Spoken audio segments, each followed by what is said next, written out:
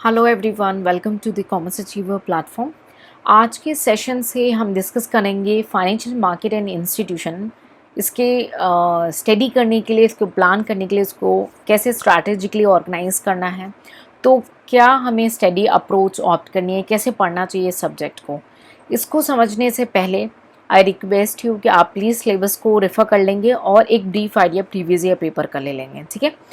तो हमें ये देखना है कि हमने सिलेबस को अंडरस्टैंड कर लिया, प्रीवियस ईयर पेपर के पैटर्न को समझ लिया कि किस तरीके के क्वेश्चन आ रहे हैं।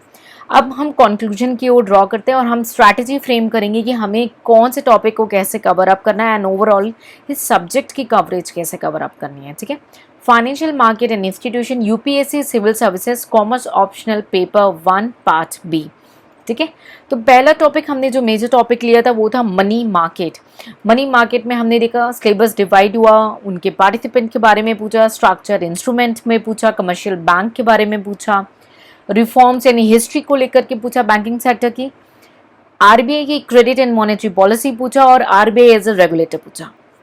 तो हमें प्रीवियस ईयर पेपर को अगर हम को रिलेट करें हमारे सिलेबस के इस पॉइंट से यानी मनी मार्केट से, तो हमने क्या फाइंड आउट किया कि यस इस टॉपिक से क्वेश्चन आए हैं, डायरेक्ट क्वेश्चन भी आए हैं प्लस ट्विस्टेड क्वेश्चंस भी आए हैं। तो हम डायरेक्ट स्ट्रैटेजी यानी डायरेक्ट हर टॉपिक को अंडरस्टैंड करेंगे, ठीक है। डायरेक्ट टॉपिक्स को कवर अप करने के बाद, डायरेक्ट सारे पॉइंट्स को कवर अप करने के बाद नेक्स्ट रोल जो आता है वो आपके आंसर राइटिंग का होता है, जो आपको क्रिएटिविटी क्रिएट करेगा। नेक्स्ट जो सिलेबस का पार्ट था वो है कैपिटल मार्केट। कैपिटल मार्केट हमारा डिवाइडेड था एज अ सिलेबस में primary and secondary market, financial market instrument and innovative डेब्ट इंस्ट्रूमेंट्स। तो आपने नोटिस किया फाइनेंशियल मार्केट इंस्ट्रूमेंट और इनोवेटिव डेब्ट इंस्ट्रूमेंट तक जो है लिमिटेड है सिलेबस, और सेबी एज अ रेगुलेटर। तो ये भी सिलेबस का पार्ट है। तो इसमें से भी अगर हम प्रीवियस ईयर पेपर का कंक्लूजन ड्रॉ करें तो यस क्वेश्चन आए हैं, डायरेक्ट क्वेश्चन भी आए हैं। तो डायरेक्ट क्वेश्चन में आपने क्या करना है, कॉन्सेप्ट को समझना है, टॉपिक को समझना है और फैक्ट्स को मेमोराइज करना है। फिर इनडायरेक्ट क्वेश्चन जो थोड़े ट्विस्टेड हैं या करंट अफेयर्स से रिलेटेड है, तो करंट अफेयर्स के लिए आप बुकलेट्स जो आपने ऑप्ट किए होंगे आप उसके लिए बुकलेट्स को रेफर करेंगे, अदरवाइज वरीड नहीं होना है। जीएस पेपर 3 का भी ये कोलिंक्ड पार्ट है, ठीक है। उसके अलावा आपने आंसर राइटिंग प्रैक्टिस करनी है, क्योंकि जितना ज़्यादा आप प्रैक्टिस करोगे उतने ट्विस्टेड क्वेश्चंस को आप आंसर कर पाओगे।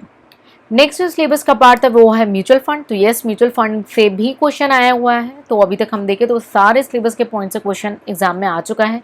तो कौन सा सिलेबस का पॉइंट इंपॉर्टेंट है, कौन सा छोड़ा जाए, कौन सा किया जाए, ये नहीं कर सकते। म्यूचुअल फंड से क्वेश्चन है, बेसिक को हम लोग अंडरस्टैंड करेंगे म्यूचुअल फंड क्या होता है। उसके बाद धीरे धीरे हम एक्सपर्टीज लेवल तक सारे फैक्चुअल इन्फॉर्मेशन को अंडरस्टैंड करेंगे और उसे मेमोराइज करेंगे। उसके बाद मोर इम्पॉर्टेंट रोल है आंसर राइटिंग प्रैक्टिस का।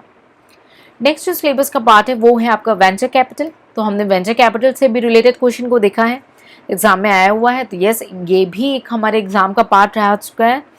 डायरेक्ट क्वेश्चन भी आया है वेंचर कैपिटल का, प्लस थोड़ा क्रिएटिव आंसर राइटिंग पूछा गया है, न्यूज़ से रिलेटेड करंट पार्ट पूछा गया है। तो स्टैटिक पोर्शन को अंडरस्टैंड करते हुए, बेसिक आइडिया लेते हुए, फैक्चुअल इन्फॉर्मेशन को अंडरस्टैंड करके मेमोराइज करेंगे, प्लस आंसर राइटिंग प्रैक्टिस करेंगे। क्लियर। नेक्स्ट है क्रेडिट रेटिंग एजेंसीज। तो यस इससे भी क्वेश्चन आया हुआ है, यानी अब तक का जितना भी सिलेबस का पार्ट है किसी भी टॉपिक से जो है मिस नहीं किया गया, सारे टॉपिक से क्वेश्चन रेज्ड हुए हैं। तो कोई भी टॉपिक आप ये नहीं पूछ सकते कि ये इंपॉर्टेंट है, सारे टॉपिक इंपॉर्टेंट है, because UPSC is full of surprises. So credit rating agencies में भी हम उसके बेसिक को अंडरस्टैंड करेंगे, फैक्चुअल इन्फॉर्मेशन को अंडरस्टैंड करके मेमोराइज करेंगे, and then there is a top of answer writing practice. Next insurance and IRDA, ये लास्ट टॉपिक था हमारे सिलेबस का, इंश्योरेंस एंड इंश्योरेंस को चलाने वाले IRDA, ठीक है।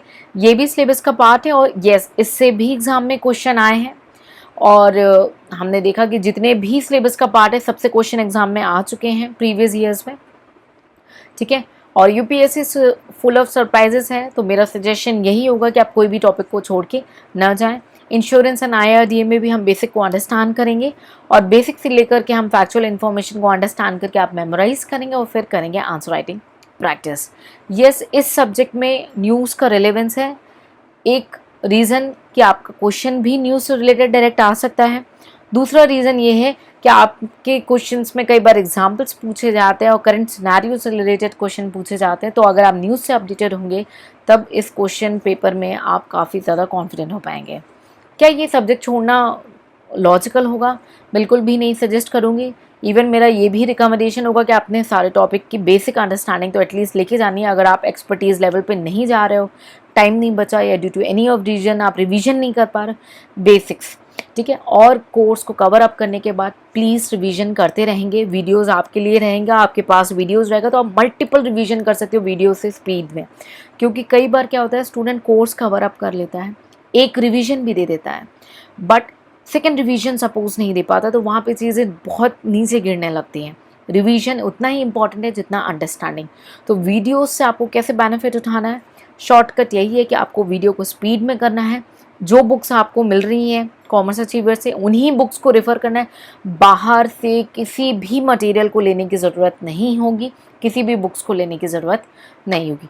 मल्टीपल रिवीजन, इसी सेम मटेरियल को जितना हो सके रिवीजन देना है, और वीडियोस को स्पीड करके थोड़ा सा क्विक रिवीजन, क्योंकि टाइम सबसे कांस्टेंट है हमारे यूपीएससी में और सिलेबस सबसे ज़्यादा वाइट है। तो स्मार्ट स्ट्रैटेजी ऑप्ट करेंगे, हार्ड वर्क करते रहेंगे। अगर कोई डाउट या क्वेरी रहती है तो प्लीज़ कमेंट सेक्शन में पूछेंगे। अगर आपको लगता है कि कुछ और होना चाहिए सब्जेक्ट की स्ट्रैटेजी के लिए, सो प्लीज़ आप उसे शेयर करेंगे and will try to do research on that and include for the further discussion. So please do take care, see you further, till then take care, bye bye and जय हिंद।